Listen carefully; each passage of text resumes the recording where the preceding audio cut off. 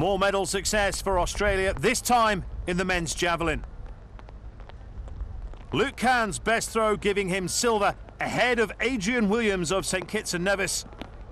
The adverse weather conditions also playing their part. The gold, though, goes to Morn Mulman of South Africa, an unbeatable distance of 81.53 metres.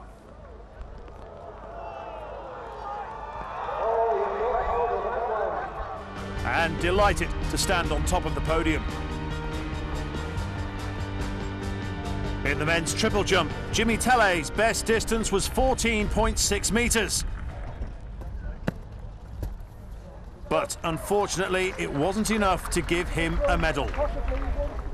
The gold going to South Africa's Sinthembiso Albert Janki. He covered 14.85 metres. The final of the men's 400 metres hurdles.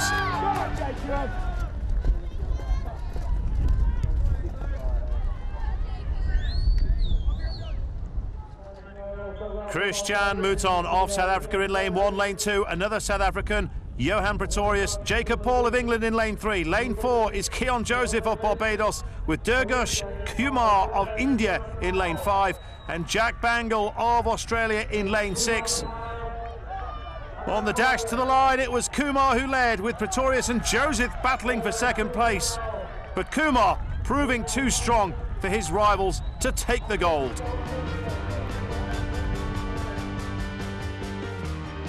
Silver for Pretorius and a bronze for Barbados and Keon Joseph, with Jacob Paul in 4th place, just missing out on a medal. The men's 200 metres final. Permal Olivier of Mauritius in lane 1, Dalton Coppens of New Zealand in lane 2, Tom Holligan of Scotland in lane 3, with Sergey Green of Antigua and Barbuda in lane 4, his compatriot Tahir Walsh in lane 5, and Josh Street of England in lane 6. And Coppens looking strong, so too Walsh, but it's Holligan who is going to take it. Victory for Scotland. Bronze for Dalton Coppens of New Zealand, with Tahir Walsh of Antigua and Barbuda grabbing silver, and Tom Holligan collecting the gold for Scotland.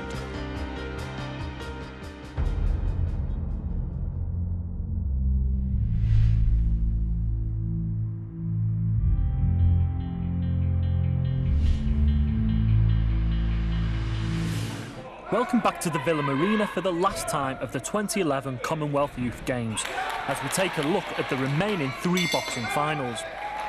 Damon Jones capped an impressive English team's performance in the boxing by adding the welterweight gold to the other 4 won previously in the night. The eagerly anticipated middleweight final between Scotland's Grant Quigley, seen here in the red, and Australia's Dylan Hardy didn't fail to live up to its billing. With both boxers refusing to take a backward step all tournament, it was no surprise that the bout caught fire from the first bell. At the end of the contest, only 1 point would separate the two on the judges' scorecards. Sadly for Quigley, it went the way of the Australian.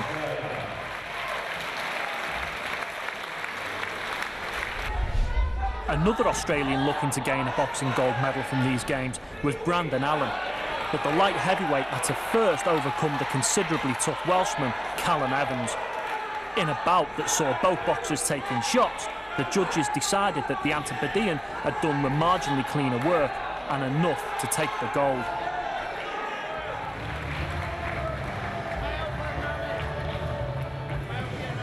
That's all from the boxing here in the Isle of Man. Next time it's Apia in Samoa in 2015.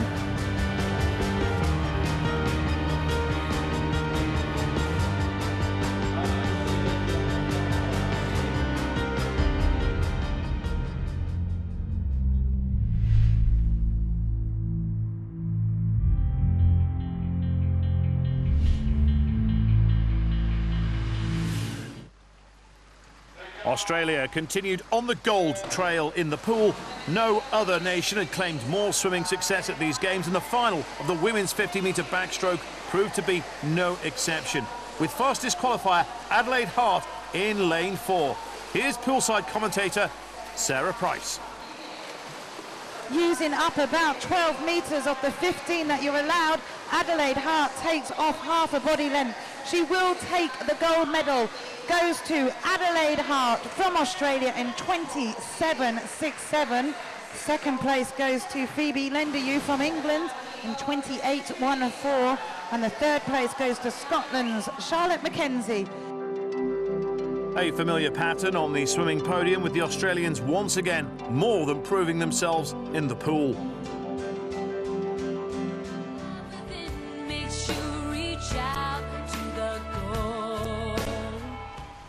Chris Raven of Australia was on course for a 5th gold medal in the men's 50-metre freestyle final, but he was up against fellow multiple medal winner Tehami Maxwell. It is about Australia at the moment in 1-2. Tehami Maxwell has already got 3 golds this weekend. Chris Raven in lane number 3 has 4 golds. It looks like Tehami Maxwell will take his 4th gold of the meet. He does in a 22.00. Raven taking silver on this occasion. Penduk of South Africa taking his 3rd bronze, but his 1st individual medal of the Games.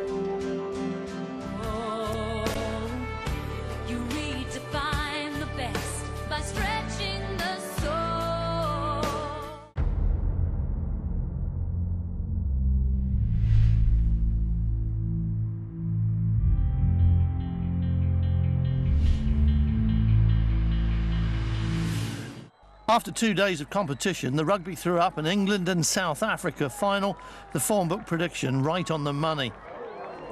Both sides had cruised through their quarter-finals and faced sterner opposition in the semis. England beating Scotland by a more convincing margin than South Africa's 26-21 win over the Australians. And now it was Tyler Fisher giving South Africa the early advantage as the teams battled for the tournament's gold medal. But England came straight back into the fight, Mark Jennings putting 5 points on the board, and then came another well-earned try from Anthony Watson.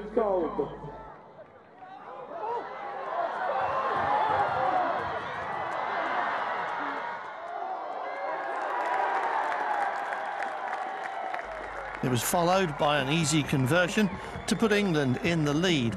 But even this didn't set the scene for the rest of the match, and South Africa soon replied again to level the scores.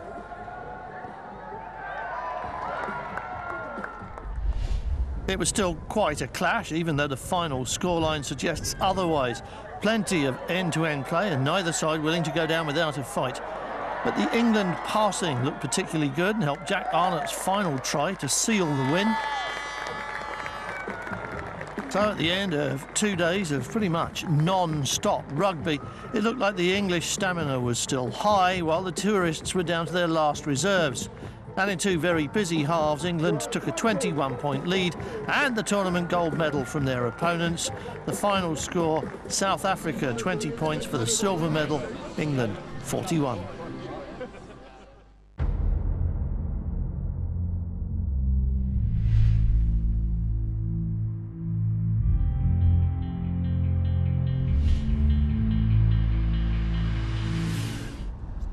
We turn our attention to the track. This is the final of the women's 3,000 metres. We have representatives from England, Australia, Wales, Kenya, Uganda, Rwanda, and wearing bib 361, Frida Mama from the Solomon Islands. The early leading pack consisting of Gorica for England, Cheptegei of Uganda and Tanwi running for Kenya and wearing 330. Coming up to the bell to signal the last lap, and Gorica making the break from Tanwi, who'd won the 2,000 metres gold earlier in the Games. And it was a position she was to hold on to, timing her race to perfection, looking strong all the way and quite literally bounding toward the finish line, leaving Cheptegei of Uganda and Tanwi of Kenya in her wake. Once she'd broken away, there'd been no catching her, and it's a very assured and confident performance from Emilia Gorica, who wins the 3,000 metres gold. Her time, 9:14.08, almost 9 seconds quicker than Nancy Cheptegei of Uganda and Nora Tanwi of Kenya, who collects bronze, her 2nd medal. And that's the delight of victory at the Commonwealth Youth Games. The final of the men's 800 metres. Kieran MacDonald of New Zealand in lane 1. Nigel Amos of Botswana goes in 2. Matthew Swanson of Canada in lane 3. Timothy Kaitam of Kenya in lane 4. His fellow countryman Leonard Kasencha is in 5, with Will Girton of England on the outside in lane 6. It's the Kenyans in the red jerseys at the front, with Amos of Botswana coming to the bell. And it's the African trio who are pressing on, and Swanson, Girton and MacDonald are struggling to stay with them. 3 medals on the table, 3 candidates to collect them, but in what order? And it's the Kenyans at the front, Kasencha on the inside, but Timothy Kaitam, number 82. And Kaitam has kicked. He's got the smell of victory in his nostrils, and Kasencha will do well to stay with him, let alone pass him.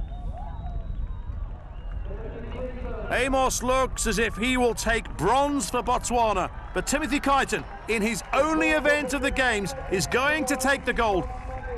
Here he comes towards the line. It's a 1-2 for Kenya. His time, 1:49.32. Kasencha, 1:50.62, with Amos, 1:51.07.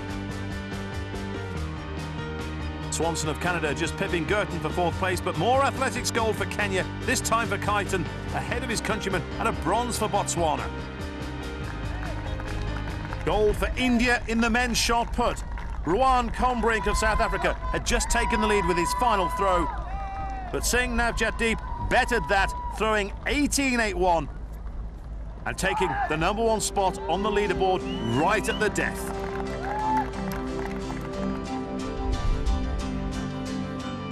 This then is how the final medal table looks, with England dominating ahead of Australia.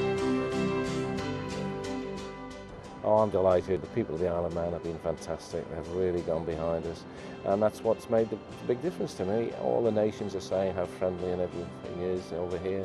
They've had a great time. The sports have run very well. We've seen some marvellous performances from different nations all over the world. It's been a great sporting event, and everybody is very, very happy. And going back home, they're saying what a wonderful place it is. That's all from the Commonwealth Youth Games in the Isle of Man. The countdown is on to 4 years' time and up here in Samoa.